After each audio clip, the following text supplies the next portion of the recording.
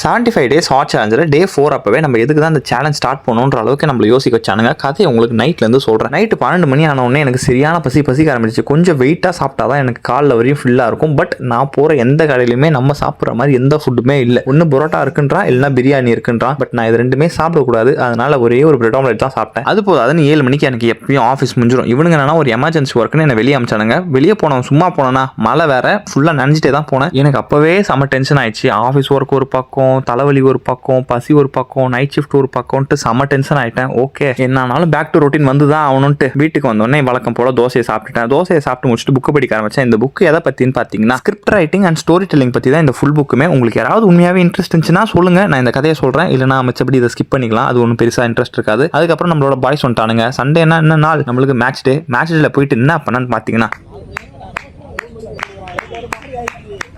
இதை தான் மேட்ச் முழுக்கவே பண்ணிட்டு இருந்தேன். பேட்டிங்கும் ஒன்றும் பண்ணல, போலிங்கும் ஒன்றும் பண்ணல, ஃபீல்டிங்குமே ஒன்றும் பண்ணல. ஏன்டா ஆஃபீஸில் தான் டிப்ரெஷன்ட்டு நான் விளையாடவே வரேன். விளையாட வந்துட்டு இப்படி டிப்ரெஷன் ஆகுதுன்ட்டு பிரெட் ஆம்லெட் சாப்பிட போனேன். நம்மளுக்கு இந்த பிரெட் ஆம்லெட்டை விட்டா வேற என்ன சாப்பிட்றதுன்னு தெரியல. உங்களுக்கு ஏதாவது உண்மையாகவே ஐடியா இருந்தால் ப்ளீஸ் தயவு செஞ்சு யாராவது சொல்லுங்க, எனக்கு வேற ஏதாவது சாப்பிட்றதுக்கு. இதுக்கு மேலே வெளியே சுற்றிட்டு இருந்தால் பாடி தாங்காதுன்ட்டு போய் தூங்கிட்டேன். தூங்கி ஏஞ்சி பார்த்தா சரியான மழைனா அப்போ வெளியே போயிருக்க மாட்டேன் தானே கேட்குறீங்க? இல்லை, மழையில் வேணுக்குமே வெளியே போயிட்டு ஃபுல்லாக நஞ்சிட்டு வந்துட்டேன். வீட்டுக்கு வந்து பார்த்தா என்னோட டிஷர்ட் ஒன்று கூட துவைக்கல. எங்கள் நைனா டிஷர்ட் தான் இருந்துச்சு. எங்கள் நைனா டிஷர்ட் தான் எனக்கு தெரிஞ்சு என் டிஷர்ட்டுங்களோட நல்லாவே இருக்குது. அதை போட்டுனேன். சண்டே நம்மளுக்கு ஜிம் இல்லாதனால வெறும் வாக்கிங் மட்டும் தான் பண்ணேன்.